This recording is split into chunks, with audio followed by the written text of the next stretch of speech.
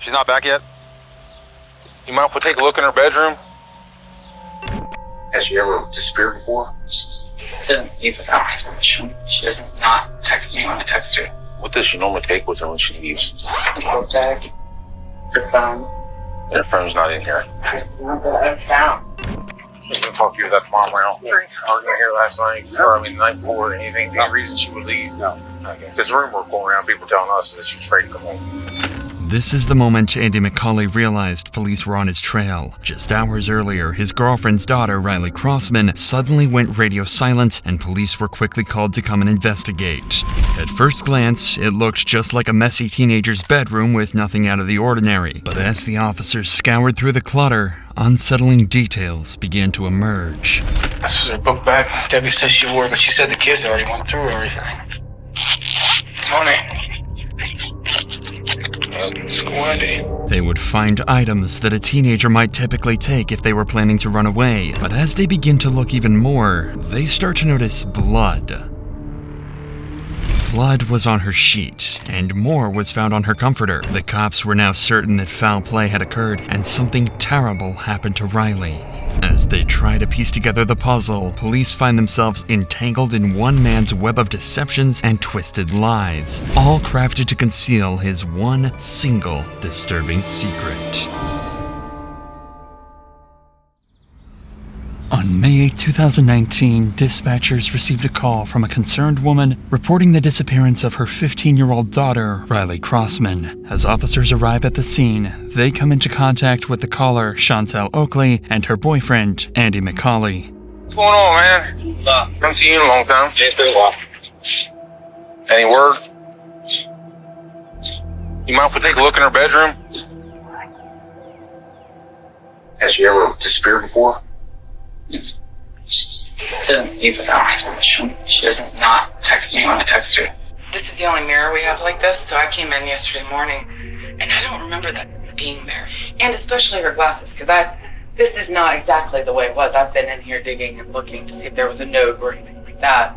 According to Riley's mother, this was unlike her, and she wasn't one to run off without telling anyone. A quick search of her room revealed that her belongings were untouched, except her bed, which was covered in bloodstains. This was highly suspicious, so officers quickly took a sample and sent it off for DNA testing. But for now, officers need to gather as much information as possible from people who last saw Riley, so they decide to question Andy about his whereabouts that day.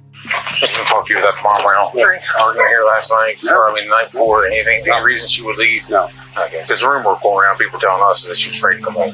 I don't know if that's, I mean, you know how people go sometimes, but That was nothing like that. okay. So, She wouldn't have to be her. I mean, they're right. They ain't like that. It's never like that. he says nothing. Her Yeah, mom wasn't even home. right. She was at work. No, you.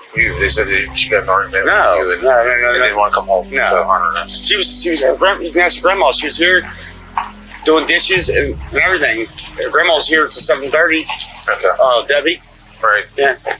When's the last time you saw her? Like 9, maybe 10ish. At night? Yeah. And what context was that? Oh, she was here in the house. She went to bed probably. Well, I don't know what time she went to bed, but she was. All the kids were in the room by like 9:30. Did you see her leave in the morning? No, I left at 4. I got up 4 o'clock in the morning. That's 5. Okay. Go to work. According to family and friends, Andy was never an early riser. In fact, when police interviewed one of his colleagues, Johnny, he stated that he had to go to his house and repeatedly call him to wake him up. But on this particular day, things were different. I'll call him and see if he's up. So that morning, do you remember if you called him or he called you? Wednesday morning. I want to say he called. But this was not the only strange thing about Andy that day. He also told police that he was at work all day, and when cops interviewed another one of his colleagues to verify his alibi, they found out that Andy had left work and was gone for nearly 5 hours. And he gets back at roughly, It's probably 2:45. somewhere around So he was going a while. 4, almost 5 hours. Because of this, detectives now know that Andy hasn't been completely honest with them so far, at least about staying at work the full day. This is very clearly a red flag and means that he's trying to hide something from them. But Andy might not be the only one hiding something, as officers would find out when they decide to look into Riley's boyfriend, Hayden. For the last 8 months, the two reportedly FaceTimed every night, so officers believed that if anyone was in contact with Riley the night before, it would be Hayden, and he was soon called in for an interview 2 days after Riley went missing. Can you just tell us when you were last FaceTiming? I was actually talking to her about the DC trip that was going on. And do you know exactly what time? 10:30-ish. On the night of Riley's disappearance, it just so happened that Hayden deleted all his messages with Riley because he did not want his mother seeing them. This is why detectives could tell that Hayden knows something, but because of his mother's defensiveness, he's unable to speak his mind. I told him before not to delete his messages, but he isn't having it, deleting everything. What do you know about her mom's lifestyle? Or what their relationship? I don't really know much about them. I feel like she just isn't a responsible person. She'll just let her do whatever she wants. They had a dance, and she was wearing this short dress. She let her walk to the school by herself in this short dress. It's at night. Riley had way too much freedom.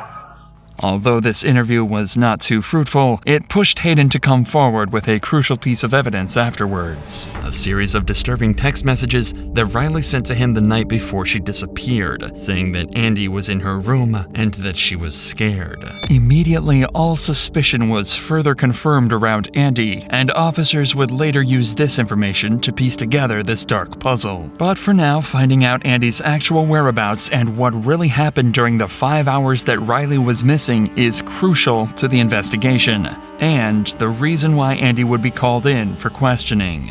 I just talked to Johnny, right? Saw him leaving. Okay. Would you be surprised if he told me something completely different? Maybe. Do you not remember leaving that job site and going to Red Hill? Oh yeah. Oh, I'm sorry. We did go to. It did. I'm sorry. We did. You're right. Okay. You're right. We did go to and did a shelf. How long were you there at Red Hill?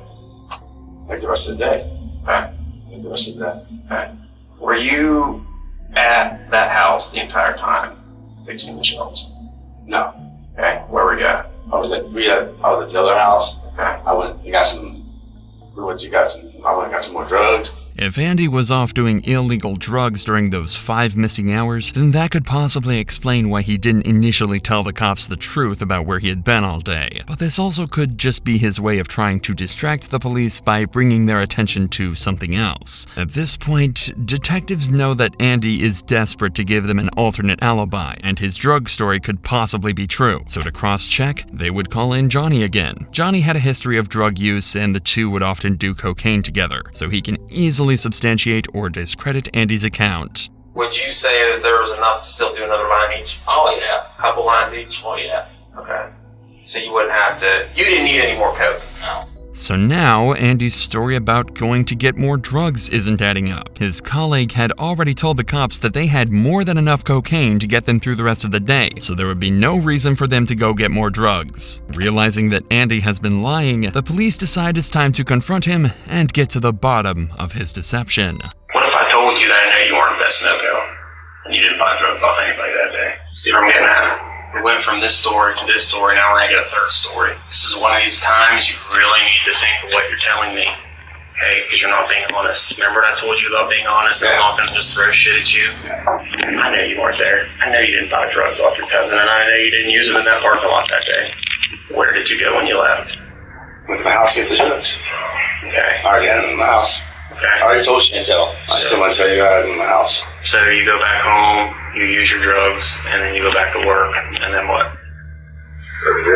Considering the discrepancies in each version of the story he tells officers, there is more than enough reason for officers to not trust Andy, like they would express. I'm just telling you the whole part about you being honest. I'm being honest with you. I've been honest with you. I told you shit that I didn't even want to tell you. Okay. You're being somewhat honest. I mean, we're doing some polling to get some information about some drug activity, which is us. I don't even give 2 shits about. But yet we're having trouble pulling that out of you. Because I was worried about the names out there. Okay, and I told you I don't care about that. I didn't say that. You told us about the drug activity, 2 nights ago? I did. Did I arrest you for it? Any names or anything?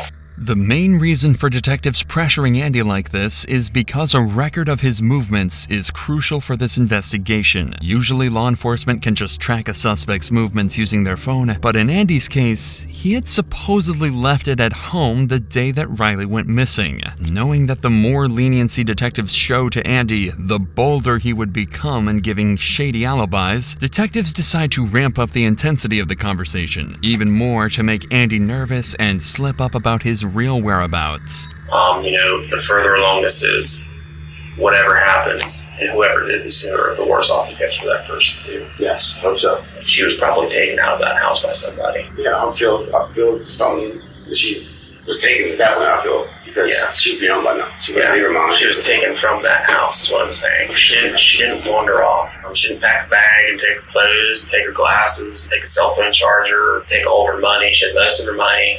Someone's going to go. Her money was still in the book bag. Yeah. So like I said, if someone's going to run away or do something, they're going to make a little bit better effort, even for a 15-year-old. I agree. For a 15-year-old kid, they're going to at least have the necessities. Even after explicitly stating the absurdity of the situation, Andy seems as calm as ever and won't crack about where he really was. But even in this situation, detectives have one piece of evidence that would cause the pressure to mount on Andy: the texts that Hayden had showed them. Once confronted with these, Andy's behavior changes immediately.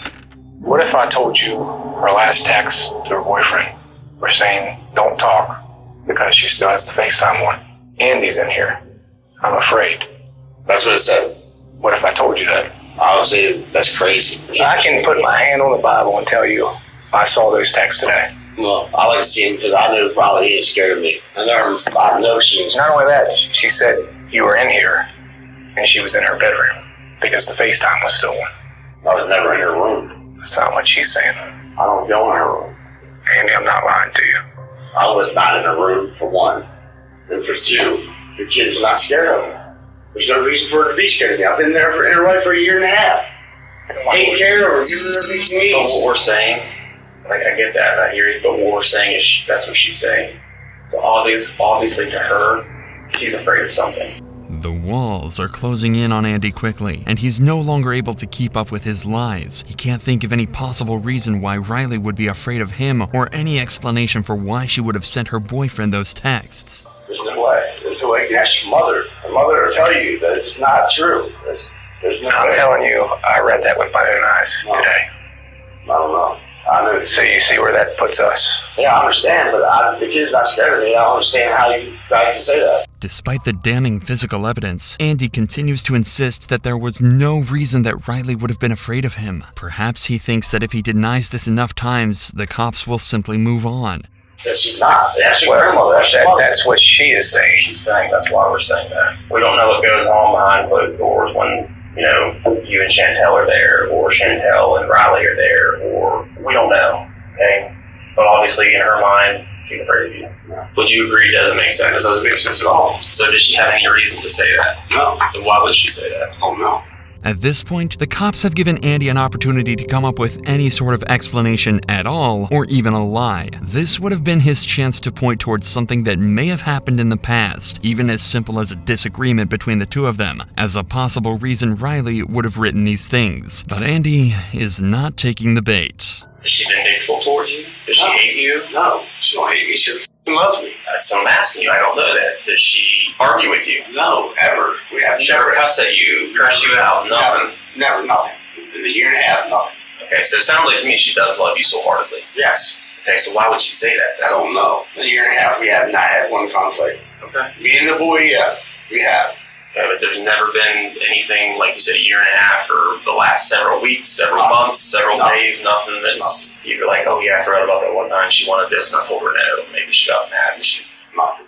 With all else failing, Andy would attempt to try and convince the cops that he shares the same sentiments as them. But you see where that puts us, right? Yeah, I understand. I understand what you guys are.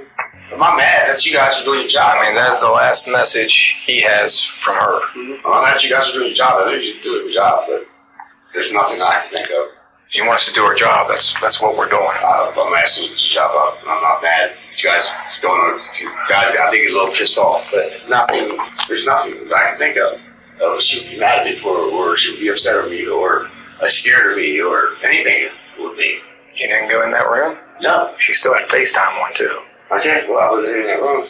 The cops lacked probable cause at this time to arrest Andy, but there is one piece of evidence that is about to change the course of this entire investigation. It was around this time that the lab results on that blood sample would finally return, and it would be an exact match to Andy's DNA. But that's not all. They also learned that the blood they tested was also mixed with saliva. This made the cops suspect that Riley's face may have been forced into the pillow in an attempt to keep her from screaming.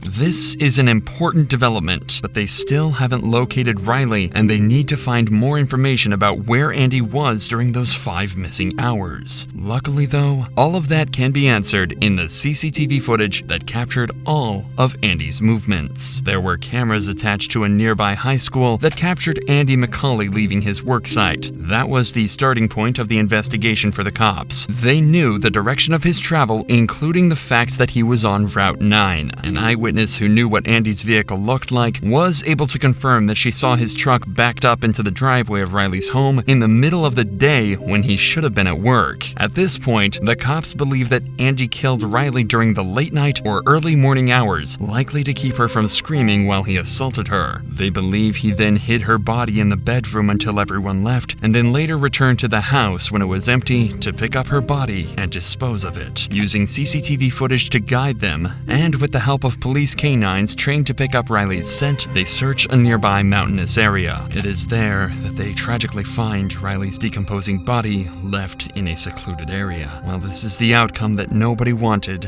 it marks the turning point in the case. Near where Riley's body is found, there are several unique-looking screws discovered. These are the same screws that were located when the cops had searched Andy's vehicle the day previously. This is even further evidence that solidified the case against him, and 8 days after the discovery of Riley's body, Andy is arrested and charged with her murder. He pleaded not guilty.